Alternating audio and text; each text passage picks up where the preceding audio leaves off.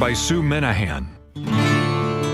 Welcome to Talk Cosmos, the show where Sue Rose Minahan and her panel of guests bring you insightful conversations to awaken consciousness for soul growth. Come journey with us through astrology's energetic cycles and get ready to understand your path in the cosmic roots of the stars.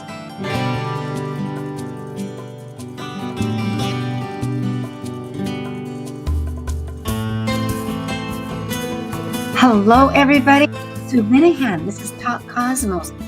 What a dynamic month, March. It's just powerhousing. We'll show you that because the moon on a very irregular system makes its changes, and yet it's wedged in with so many incrementally big consciousness changes. So I'm very delighted to now say that we're ready for Kaleidoscope vision so that we can have all the time possible to give you a roadmap as to what we might be experiencing. Thank you. Understanding the cosmic energies influencing our consciousness by the 4 major moon phases for the month, this is your Kaleidoscope Visions panel. I'm Sue Rose Minahan, founder of Talk Cosmos since 2018. I'm an evolutionary astrologer, consultant, speaker, writer, vibrational astrology student, Dwarf Planet University graduate, Kepler Astrology Toastmasters Club charter member.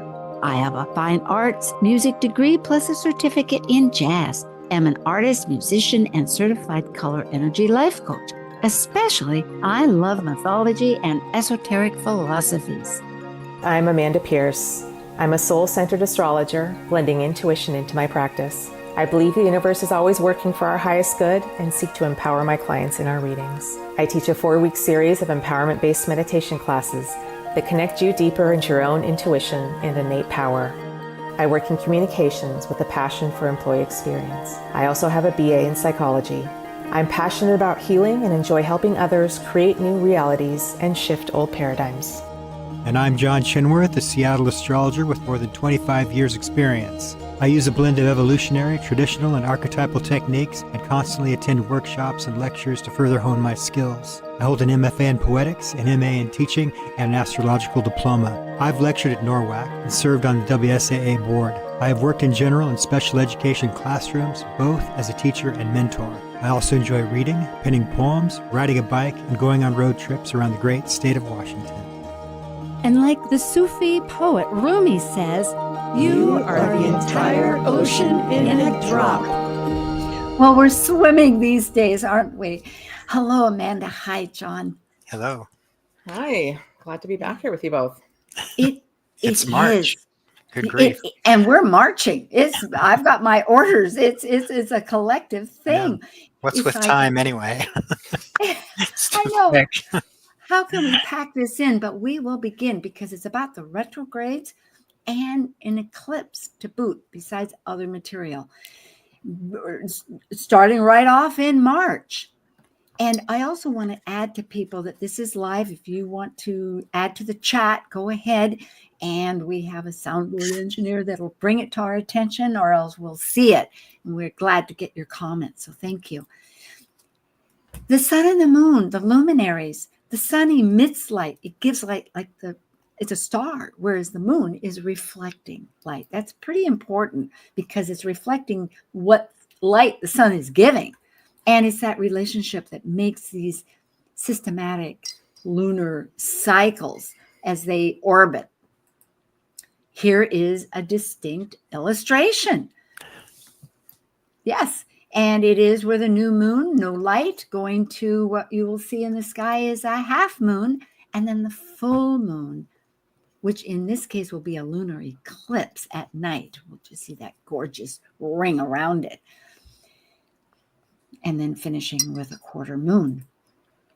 The exact dates happen just prior to us. We are already in the energy of the new moon in Pisces, so it's water, water, water. And that was on the 27th at 9 degrees Pisces.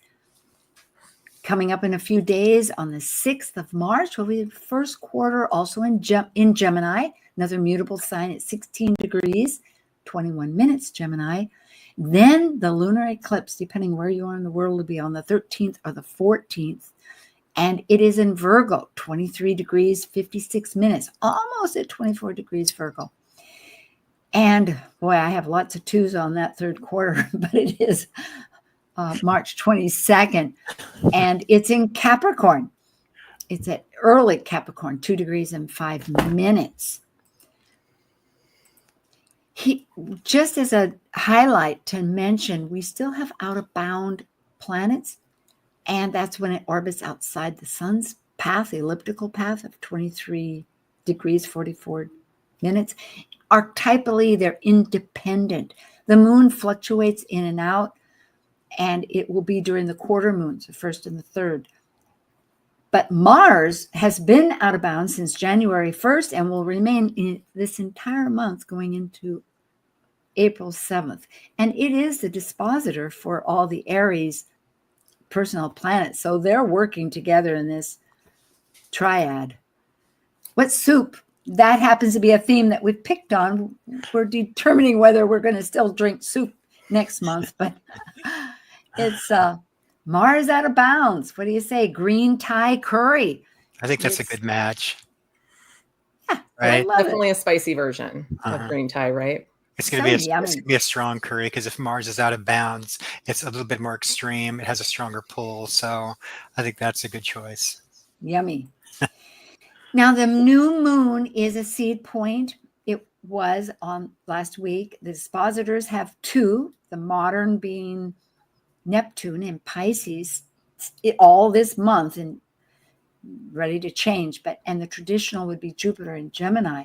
So this is a very mutable new moon that we're experiencing. And there is a Sabian involved. It's at 10 degrees, always rounds off to the next one. John? Oh, just what you have here. It says man's ability to develop powers and skills, which by transcending natural limitations allow him to operate in a mental spiritual realm. This is like, I guess the moon is saying beyond what you think you can do. Like reaching beyond yourself spiritually, mentally. You're more than you think you are. I like that. Might be a take on it. Good, because some keywords. It makes you reach towards mastery. You're trying things that you're not used to develop skills. Well, that expresses well. It says an aviator pursuing his journey, flying through the ground obscured clouds. Thank you, John. What are the dynamics? There's a stellium. It's big, Amanda. Well, yeah, just there's so much Pisces energy right now. And this new moon started this past Thursday. So we're in it right now. And there can be so much sensitivity here, potentially can be overwhelm, and maybe some confusion on where we're going right now. That's the Pisces energy, but I really love that Sabian symbol for what the potential is. Like if we have a more focused practice with this Pisces energy, like something like some type of visioning work or meditation or dream work, like there's a lot that we can gather out of this before we kind of jump headfirst into all the Aries that's going to be coming up. It definitely does inspire imagination, has that activation with Jupiter getting things big. Excellent. John? I was just thinking of the old saying astrologers used to say, with so much Pisces, let go and let God, or you're in this river with a huge current and sometimes you just have to go where that river's taking you and wait for a branch you can hang on to. That's that overwhelm, kind of trust where it's going. It is, if we're trying to control it, which is so interesting. But here we have this, look at that, within that stellium, we're realizing there's that opposing factor of the nodes that are attached to a lot of planets in the north node of our destined path, we might say. So by figuring out what to release, which thankfully Virgo's good at doing, and necessarily, but it can be tough. But I think really just letting the universe take some response to what we're internally desiring that maybe we can't imagine, that's being illustrated, because we do have Saturn and Mercury together with that destination, along with Neptune. So it is very much bringing form to the mystical. I was thinking at the time, well, this is February 27th, but at that time have been journaling your dreams, getting them down on paper might be very useful. Maybe through this cycle, really pay attention to what your dreams are saying and get them down on paper. You might find patterns in them, right? Yeah, and listening, like the Mercury there, it's like listen to what is there, and it may be very faint, it may be subtle. So this is a really good time for us to slow down, and especially now that Mars is direct. Often at this point, when it's at the end of its retrograde and it's coming into direct motion, there can be a lot of exhaustion with the Mars. Take some time to just take care of yourself and be in silence if possible, and hear what you need to hear. It's very true, because that activating force wants to do with Mars just generally searching. And that, how excellent, because Mars is in activating our wounds, Chiron. So it could be very healing by taking, as you suggest, time out. And my dreams, boy, they've been active. I know one morning I woke up and I've heard that when you get, well, some things are a process and some things are instructional, and both seem to be happening, whether I can cue in. Thank you. We have also a strong aspect. It's called Thor's hammer, the mythological Nordic Thor, and Mars is the focal point. So I think everything you've said is very important to realize, that we're being pushed. But it's to reform our altar, our hearth, because it's where there's a square and then it's focused into, well, in this case, Mars is the focal point. But what nourishes us? So I think your advice to go to a massage or find out, draw pictures, express yourself in different ways, or listen to movies, get inspired. Those two asteroids in that figure, that's Juno and Ceres, it looks like. And these were two goddesses who were really big on being true to yourself. And Juno is the source of the Roman idea of your inner genius, which I think is kind of cool. Oh, perfect. On a flowing aspect, there's sextiles that connect the energies. There's 60 degrees, or the trine 120, which is a harmonious, that vibrational astrology determines you actually need to maintain that trine. It's not just that it flows, it's that you have something invested in keeping it flowing. So that's a very interesting. And one is in water. It's a grand trine, which is very emotional. Let's look at that first, shall we? It's with Mars, which is out of bounds. It's also in that healing process. It's connected with Saturn and Mercury. So we're really, like you say, making form, thinking about the bigger picture of, because Pisces isn't so personal, it's the collective.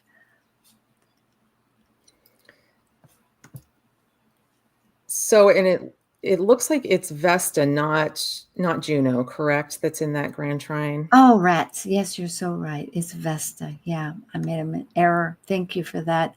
I guess we all looked at these, but not, sometimes it's easy to jump over. And things are retrograde. I mean, as if we're experiencing, which we will show you, Venus right now is retrograde. So whenever we're redoing things, it gets messy. Yeah, but Vesta would be what we're trying to put into our hearth of thought. Well, maybe we should move on. Shall we do that? Let's do it. Okay, because this point, which we've brought up several times, happens to be very strong in this entire month. It's a point of Thales. What does that mean? It means when there's another focal planet that's actually helping us work out an opposition. between two planets because it has a sextile of connections and a trine of flowing to that opposition. And it happens to be in those opposition planets during this whole month, it's changing what they're trying to work through. So let's start off with the seed point, the new moon, which is in Pisces. The focal point will be Uranus, which of course is sudden changes and is bringing us to the immediate moment here, something unexpected that is outside of our box. If we're ready to receive it, can be helpful. And it's between the nodes, but attached to the north node of destiny happens to be Mercury. So we're maybe, like you had said, writing in our journals and poetry or bringing some kind of mental connection or songs in music might be very helpful.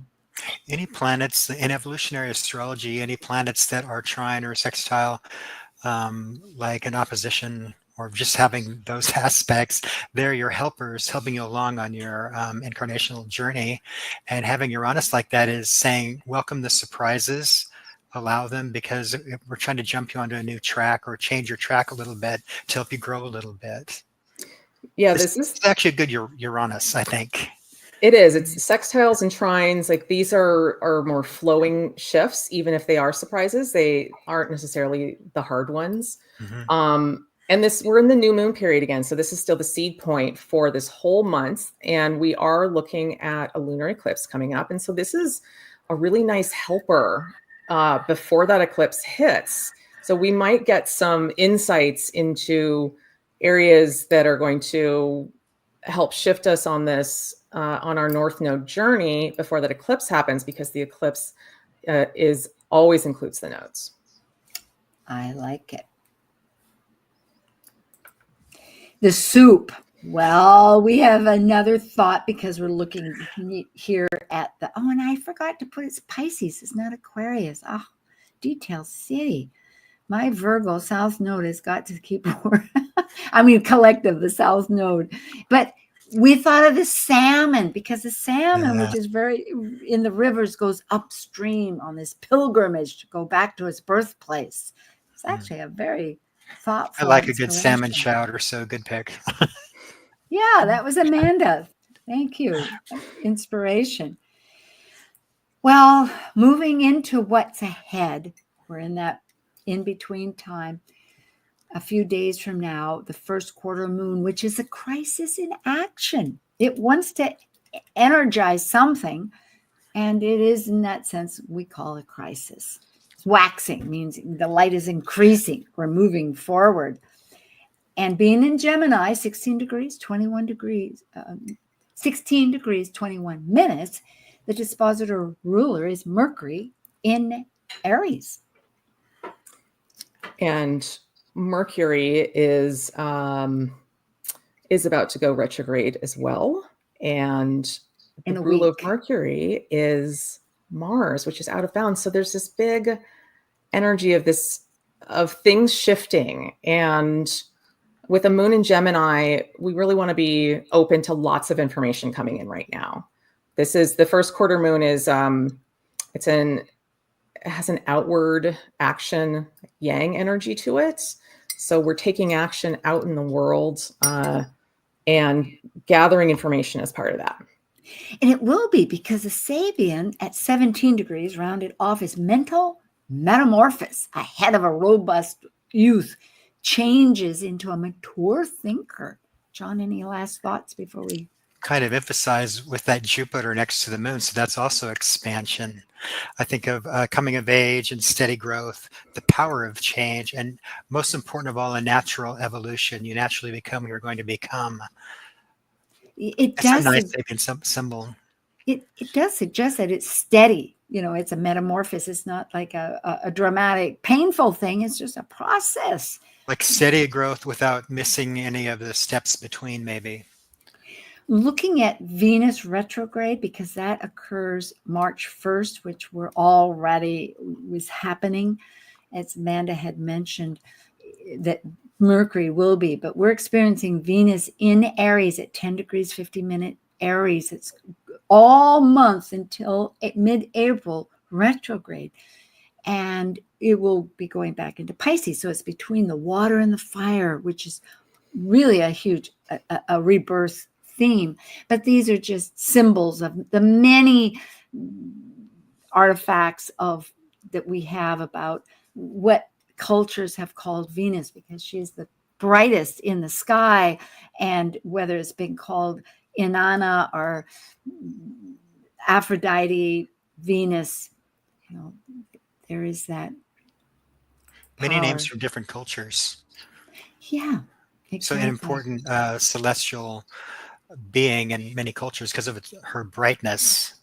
Yeah, and it is our values. She brings out, especially in Aries, we're rethinking our values. We're rethinking our meaningfulness with our everything that's Venusian, our money, our values, our selfhood, being ourselves in Aries. It's huge. So we look at the first quarter here, the actual chart. I know, Amanda, you began us on that idea, but there's more conjunctions. And Sure. I was just going to mention about the Venus retrograde that it spans both of the eclipses, the upcoming lunar this month and the solar next month. And so this retrograde period is like these eclipses are going to be quite a bit about relationships and about Venusian topics. So we're really going inward. We're getting clear on our relationship dynamics, anything that needs to shift, how we listen and relate to our own inner reality. Venus is relational, and that has to do with how we relate to others, but also how we relate to ourselves. So it's incredibly personal. So anything that needs to shift around that is going to be coming up, and it's going to be, the eclipses are going to impact that big time. So we're really going to see some stuff moving. It's strong. Thank you for that, Amanda. With the first one, which is on the 6th of March at 11:31 in the morning Eastern time, there's a few conjunctions of planets that are important. The sun is with Saturn within, 5 degrees, but it's still potent because it's the sun. The North Node is just a degree, if that even. It's, about a degree from Neptune. The moon, as John, you've mentioned, is about 4 degrees from Jupiter. So it passes, but as far as it's strong. And also Pluto, which is our transformational, is with the strategist, Pallas Athena, which is a few degrees in networking communities of Aquarius. So there's still this strong opposition with the nodes, of course, which exists, but the point is that what planets are attached to it? Well, it happens to be strongly with Saturn, the North Node, and Neptune, which is very mystical according to vibrational astrology when you get Saturn and Neptune together. So answering to those sudden spurts is still a huge theme all month of getting what we might see from a song or from a billboard or a book or a conversation here. I have another comment on that. Pluto Pallas, the connection to the community, the greater community, transformation. There's Pluto there, and if he's teaming up with Pallas, who is strategy, we're deepening and transforming our strategies and how to deal with what's happening now. So coming up with new ideas, right? Yeah. We have to think outside the box. New connections have to be made. Well, here we go.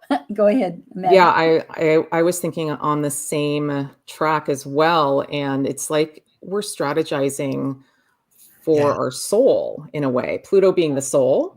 Right. And so like we're kind of, and Pluto's unconscious, so we're not actively doing it. You can make it active, but it's going to be happening there under the surface for us. And that's going to serve us well as we kind of go forward in the next couple weeks, because Mercury and Venus will be touching Pluto as well. Here it shows distinctly that expanded version of that connection, because Pluto up there in the 11th house, because this is, everybody, an Aries, a zero Aries chart, because it's universal, for the globe. So it's not actually 11th house, but if you want to see where it is, it happens to be in the 11th house. But it has a 60-degree connection sextile with Juno of our alliances and partnerships and what we've brought up, along with Mercury. So that is very strongly a thinking, as we're discerning, Mercury rules both the south node. And speaking from a place of power, that Mercury speaking Pluto power, and how do we voice what we need to, especially as the collective is enduring many significant changes, whether we're on one side of the fence or the other side of the fence. I mean, not to say that we're not grounded in the mundane. And so it really does help us re-strategize our purpose. I know that today someone disagreed with me. A simple statement that I made, someone I have known, let's say, an acquaintance. And I just had to say, my DNA disagrees with you. I see it as totally truthful. And so I welcomed that opportunity to be able to state that in such a way that was non-inflammatory, just simply the fact. It was my truth, my vision. And I totally don't understand it all, but I had to state let it go. So yes. And we of course have that out of bounds Mars still. And in this one, the moon is out of bounds because it's a quarter. So, that actually, it is in Gemini, all this mutable energy. We're maybe shifting our focus from this to that to something else to try to see the big picture, right? Yeah. And that being in that kind of Gemini energy is really beneficial to us right now because of that Jupiter connection to the moon. Jupiter brings good things. So finding ways to stay light and curious about information and not get attached, if you can help it, to outcomes or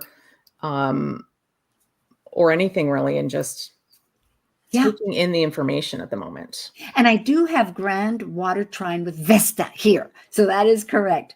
Well, we'll get to our soup and then we'll take a little break. The soup we're living in for the first quarter at 16 degrees, 21 Gemini. We decided, oh boy, tell us, Amanda. So we're adding some sweet potatoes to the soup. It's kind of a comfort element and some sustenance, and kind of helps ground us into it. And some pearl onions, which blends both the Pisces energy, because pearls are of the sea, and Aries, because onions just have like this pungent spiciness to it. So, oh boy. Well, we are enjoying this. We will be right back. Stay with us. You have a couple of moments. And thank you. This is Talk Cosmos with Kaleidoscope Visions, Amanda Pierce and John Chinworth, plus myself, Sue Minahan. See ya quickly. While we take a break from this week's edition of Talk Cosmos, let's take a look at this cycle's archetype. We are currently in the yin period of Pisces, ruled modernly by Neptune and by Jupiter in traditional astrology of the ancients. By leaving a cycle based on the equality of all humans and brilliancy, Pisces concludes the 12 signs that energetically encompass the entirety of the universe, where humans have no control. As a mutable water sign represented by two fish swimming in opposite directions of the forces of life, we experience in Pisces the collective unconscious energy of the unknown. Intuitive, psychic Pisces completes the seed cycle, initiated with Aries' willful separation from the Piscean womb. Talk Cosmos brings insightful conversations to awaken consciousness for the soul growth with hour-long programs Talk Cosmos weekly programs are also available to watch live on the Talk Cosmos YouTube channel and Facebook page. While you're there, make sure you click the like and subscribe buttons so you get the full Talk Cosmos experience. Or if you'd rather listen to the show archives with audio only, the entire podcast collection since 2018 is available on most podcast carriers. And to find out about upcoming programs, sign up for the newsletter at talkcosmos.com. So grab your coffee, tea, or kombucha and enjoy the show. This is Martha Norwalk every Sunday morning beginning at 9 a.m. Thanks in part to Natasha Venter at intuitiveclarifications.com, we cover the world of animals. This week, March 9th, it's Best, Neuroenergetic Balancing, Rasmussen Reset, and Energy Code Sunday. Dr. Nels Rasmussen and Sister Linda Rasmussen join us to take your phone calls, and together they can help you or your animal friends with emotional, behavioral, or physical issues. Hope you can join us. Martha Norwalk's Animal World, Sunday morning, 9 a.m. to noon, right here on Alternative Talk, AM 1150. Get inspired every hour right here on Alternative Talk 1150. Well, we are moving into our second half with the Pisces moon phases, retrogrades, and eclipses. We have Amanda Pierce at AmandaMoonAstrology@gmail.com, John Chinworth, SkyPathAstro.com, or email archerstars@gmail.com. Myself, Sue Minahan, talkcosmos.com, and of course the YouTube channel, and info@talkcosmos.com. We are consultants, to bring that into focus for everybody. You can contact us. Also on Talk Cosmos YouTube, I have a new program that I did with Liz Machette on her astrology Star Sisters Talk Over Tea, where I talk about Uranus ingress Gemini. It's lots of fun. Talk Cosmos, we have a wonderful program about Venus retrograde that you can find out more about on Planet Buzz with Louise Eddington. Dr. Tad wasn't able to join us for that event, but it worked out beautifully. She'll be with us next week when we do Neptune in Aries. But we also have U.S. Chiron return, which is a very important event occurring, a rites of passage for the United States. It's our fifth one. It's the third exact conjunction. So you might really look into it. It's been quite dynamic. And that's with U.S. Global Currents panel. And also, if you want to know more about the Pisces moon in depth, look at archetypal symbols. Last week, we talked about it. Here, for those people that do want to subscribe, we have a whole series of events in March going across Neptune and the eclipses, the spring messages that come, and it's going to be lots very powerful. And thank you very much. Briefly speaking, there are two events that I want to bring focus to and will continually. One is an online healing event that is always very thoughtfully prepared by Padma Life Coaching, and that will be in April. However, this month there's a discount, so you can go to that. Just look here, Caring for the Soul. And it's a virtual retreat, Caring for the Soul, at evanbright.com. And there's a code, VHR25, so you can get about $30 off. Just to save the date, we'll tell you about how to register later, but it will be at Fractal Cosmos. Vibrational Astrology, which I'm a student of, Linda Barry, working with David Cochran, but Linda's really preparing a vibrational astrology conference for the Labor Day weekend. So if anybody wanted to learn about it, there's going to be two tracks, a beginner's track, which will be a great introduction just to learn what is vibrational astrology. And then for those that are studying it, there'll be an advanced track. So listen up, because this is really where we're headed. Let's go into the lunar eclipse. My goodness, March 13th and 14th at 23 degrees, 56 minutes of Virgo, with Mercury retrograde at this, going to be retrograde the next day, and Venus retrograde. Okay. Maybe we should first talk about what is an eclipse. It's Well, yeah. So eclipses are there are periods where a lot of change and essential growth can take place. It can be portals for karmic content to move through and for us to release and integrate. It's a period where we can break free from certain patterning that we've been doing over and over. That's just, it's a choice to get off of that and start a new trajectory. It truly is, because the light goes away, and when it comes back, perhaps we've seen something that we didn't notice before, or a truth that we can adjust to. John? The lunar eclipse is when the shadow of the earth covers that of the moon. So the moon starts to look really eerie, and it gives you a sense of something more soul deep or something like that. Whereas, like the solar eclipses are more loud and blatant. I can't think of the words that I want to use, but you know what I mean? Loud and blatant. It's that more, works. it's more subdued in a lunar eclipse. Yes, that's good. Yeah, lunar eclipses can bring to the surface, into our full awareness, things that have kind of been percolating underneath that we haven't quite fully addressed yet, and it will come forward now. And they can oftentimes have to do with our emotional journey or our relationship journey, personal life stuff. Yeah. In Virgo, we'll be reorganizing. There's our wellness, our health, routine activities.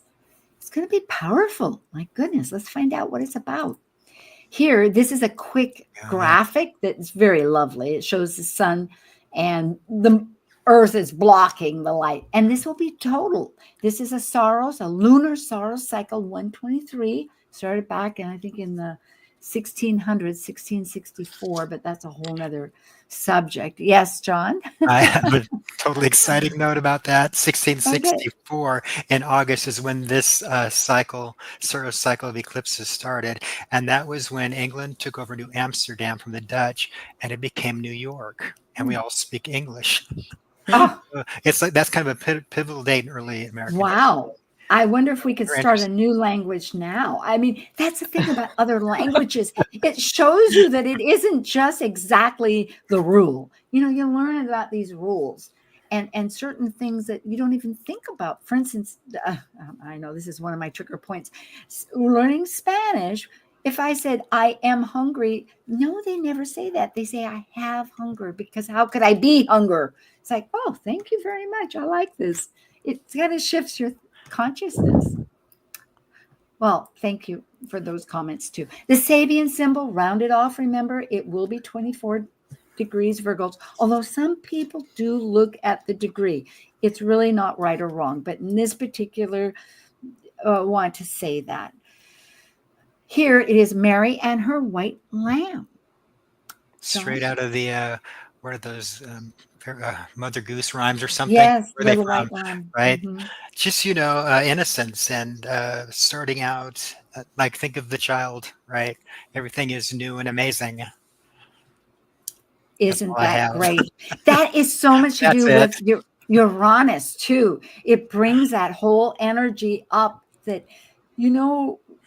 because it's an emotional response to be fearful. We have habits. That was a revolutionary thought for me, that I realized, I can change that. It's a habit, because, it takes time and focus and determination and remembering to do that. But just because we respond in a certain way, perhaps to sudden new things or to conflict, we have ways of strategizing it, right?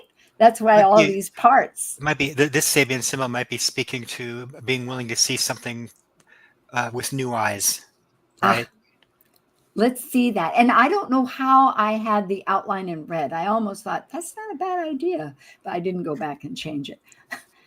Well, what comes to mind for me is with the white lamb, it's thinking about what's pure and what's sacred to you.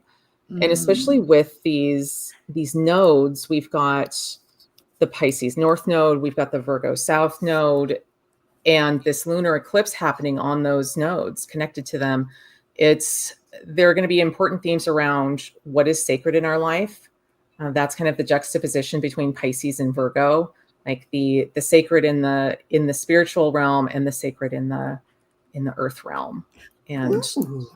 yeah, and how is that going to come forward for us? How are we going to amplify our connection to the divine? Kind of, it's guiding us back towards a more sacred experience of life. And connected to nature generally with all that Piscean, the natural world at large. That's powerful. And even more behind that is that square from, looks like Chiron to Mars. So processing the wounds and things that hurt a lot at this time and what to do about that. And Mars is out of bounds. It will be totally, and in Cancer, very focused on security, what is safe, Sure. really wanting to move forward, but remembering how to do this. And I think it's helping because our wounds, when they're personally experienced, is limiting. But when we begin to expand them to how it could be of service or how we can be of service to others, liberates a channel of focus. So there is very strong this dynamic of the collective that I think will be healing. We'll find new purpose, right? Renewed purpose. If we're allowed to share what we need to share, whatever it might be, and we have listeners, well, it's our responsibility as a community to allow others to share as well and be present for them. Well, here we have perhaps ways that we can connect and flow. Remember that the lunar eclipse at 23 degrees, 56 minutes Virgo, because it's so close to the south node, will happen in DC right after midnight on the 14th of March at 2:54 a.m., you could say. So I think in Europe, it's going to be on the 13th because it's earlier. And what do we see here? There is that grand trine that keeps working, and it's with Vesta. Thank you. Did I put Vesta? Yes, I did. Vesta here. And it stays throughout the entire month, it seems. We have this emotional, I think you brought that up, Amanda, in the very beginning, that we're purging, we're refocusing an emotional response, which is messy sometimes, but yes, very gratifying when we can rechannel habits. I don't remember who the astrologer was that they related Vesta as the battery, the charge that we have, what kind of battery that we run on. And then this is a very scorpionic, deep battery, right? How can we recharge our energy? I don't know what I'm trying to say.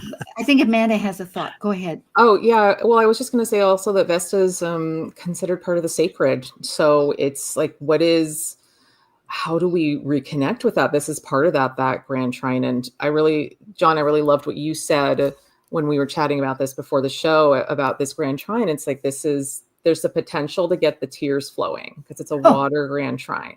Mm-hmm. And so releasing, washing it out and releasing and surrendering it, which is, we've got the moon conjunct the south node. The south node is a release point. So this eclipse, like, let it out, let those feelings flow. I like how Saturn in here kind of grounds it and makes it more stable and more safe to feel.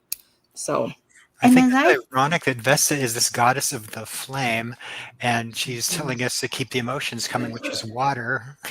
Yeah, and I think it has water. Sure, it has a lot to do with details too, because if we're releasing, the Virgo gets focused on details to fix and to use and to incorporate. And there are times when, just like as we work together, I keep editing to simplify concepts, to make it streamlined.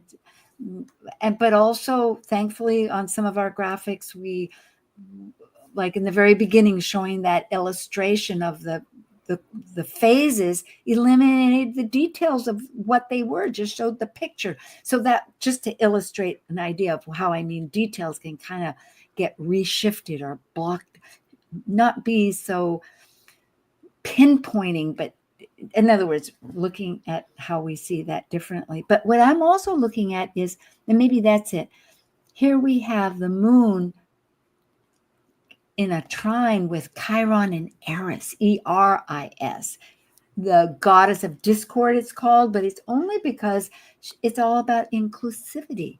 What are we rejecting? And of course, with the climate of the world right now, that's a huge theme going on. And I think throughout it, we will find more strategy of how to be inclusive, or at least within our network of community. Eris is the goddess of discord and all that, but also she represents what you show up for, and you'll stand up for regardless. She threw that golden apple out because she was left out.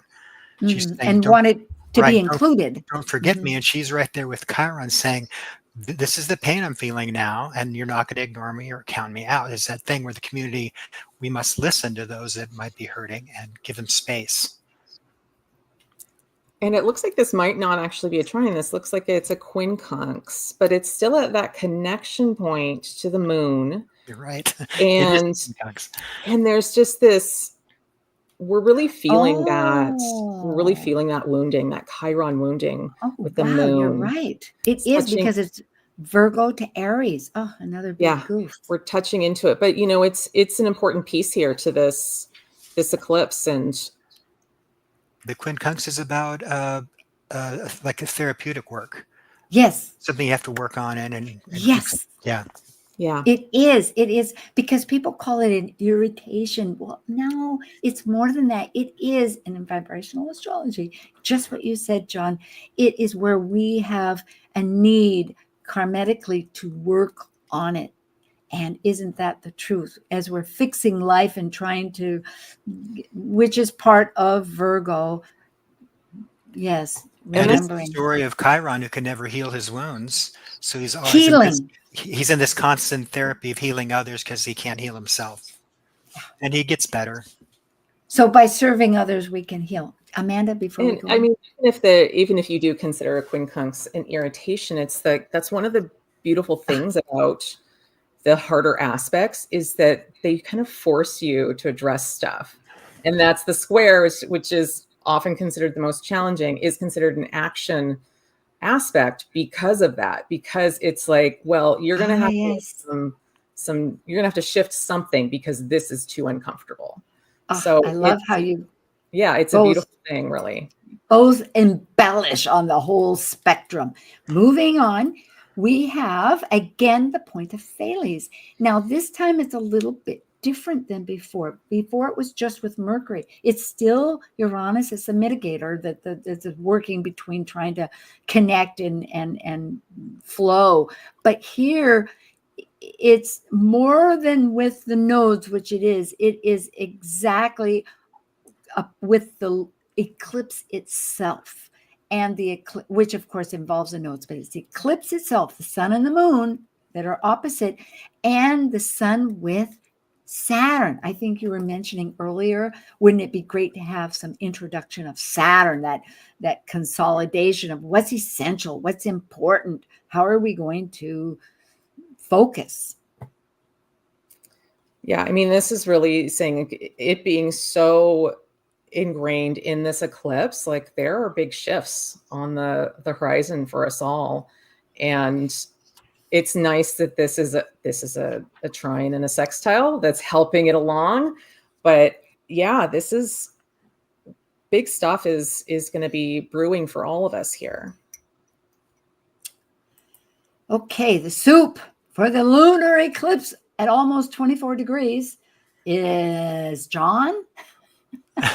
Me? Why did we put dumplings in there? I don't remember. I think they were just something that you kept saying dumplings. All you kept saying is dumplings. Maybe I was craving them. Dumplings. You wanted dumplings, so we put in dumplings. I think it's the wholesomeness to be good to yourself, be kind to yourself, right? Yeah, I think it was dumplings and chicken. And it wasn't so much chicken broth as it was chicken, dumplings and chicken. And so maybe I should have put dumplings and chicken because they kind of go in tandem, right? And it's Well, nourishing, it's yummy. right when we're working through things or going through a hard time, when the neighbors bring us a chicken soup, that's awesome. So maybe this is the way we were thinking, a Yes. self-care kind of soup. So, Right. Something nourishing, homemade. That's like very much on the Virgo aspect here, where we're looking to create healthier dynamics for ourselves, healthier habits for ourselves. and I brought in beets just because all of a sudden it was just this renegade thought. I thought, well, beets are kind of hearty and fat and good. And I get that. they're good if they're not canned. They're tied to Mars. Yeah. So Are they? That's Well, interesting. They're also very yeah. earthy. I mean, a lot of people think beets taste like dirt. They've got that taste of the earth. yeah, So it I've can be acquired grounding. a taste for them somehow. I think Costco packages them in this little thing. I Anyway, like and they're beet supposed salad. to be good for you. Oh, I'll try it. Well, we have here the third quarter moon. It's a crisis in consciousness. Remember, the first was an action, but now we've got to that halfway point where it was an eclipse. It's really revolutionary as far as what starts and ends, but it's also a discerning point of letting go and embracing to regain. So we're working with now consciousness. What does it all mean to us? And let's see. We have, immediately speaking, after that eclipse, Mercury, the dispositor of Virgo, retrograde. And Mercury and Venus will be working like partners within just a few degrees during the entire time Mercury is retrograde, which is a shorter period than Venus. And that period will be since March 15th at 9 degrees Aries until April 7th, going back into water, Pisces at 26 degrees. So it is through both eclipses. And these are two very personal planets that are going to be helping us kind of reassess how we do that Aries energy, how we show up in bravery in our lives, how we show up as individuals and define ourselves individually as opposed to connected to others. So really big work with these retrogrades. And we have Mars out of bounds in as a dispositor. We have a few minutes here. The Sabian is at 3 degrees. It's always rounded off. A human soul, eagerness for new experiences, seeks embodiment, yearning to increase the scope and depth of contacts with other living beings. So the keyword, desire to prove oneself. John, do you have a thing to wrap this up and we'll go on? Gonna add some trust to that, some assurance, warranty, and gentle, the gentle persuader is just trusting you. Now I can't think what I'm trying to say here. To be willing to grow into what you need to grow into, and this Sabian symbol allows that to happen. I like the action for the third quarter at 2 degrees 15 minutes Capricorn on the 22nd of March, and we have 3 minutes. It has let's just look at the T square, okay, because the others are always happening, nourishing and that, but it is where the moon is now in this square of action between the nodes and the sun that is really moving towards the sun and Venus towards an Aries Venus Star Point, which is a point that's very strong, that's going to last for 9 months at 2 degrees because it's retrograde, right? So it happens just a couple of hours after that. It brings into focus really our what we've been talking about, the values emotionally. Do we want to Being jump emotionally in? caught in the balance when the moon is between the nodes, right? How we express ourselves. It's up there in Capricorn, wanting some grounding. Yeah, Maybe there's some difficulty getting the emotions out. Yes, we still have these connections with Pluto transforming our strategy, and along with as we're moving forward after these eclipses, actually going towards the solar eclipse. Thank you very much. And here we have the Venus Star Points. Amanda, did you have something? I hear it. Yeah. Well, where the sun is retrograding back to Venus is retrograding back to conjunct the sun on March 23rd. So one day after this last quarter moon. And it's the deepest, most internal part of the retrograde phase when she conjuncts and is Cazimian, and that's the Venus Star Point, right? Yes. And so it's like some people say that she disappears into the sun and is in the presence of the goddess, and so comes out of that with a new direction and a change of priorities. And so we're coming right off of that eclipse, right? In this last quarter phase. Great, because we have a minute here. Uranus becomes the Thales point. So it goes from Saturn to Uranus working with Saturn. So that's going to be another strong dynamic. Let's talk about the soup. We brought in mushrooms, coconut cream, black pepper, dumplings, more dumplings, John. And we have said everything. We have a comfort chicken soup and a green curry soup with salmon, sweet potatoes, onions, pearl onions, coconut milk. Oh my goodness. It's just amazing. Go ahead. Yeah, it's a huge month, right? Big shifts are possible. I think we should all try to allow the change that's coming forward. Oh, good. Well, we'll begin next time with the solar, and I thank you, Amanda and John. Thank you. Full conversation on Talk Cosmos, the show where Sue Minahan and her panel of guests awaken consciousness by connecting soul growth patterns with astrology's energetic cycles. Be sure to tune in next week, same time, same place, to continue your journey through the roots of the cosmic pathway.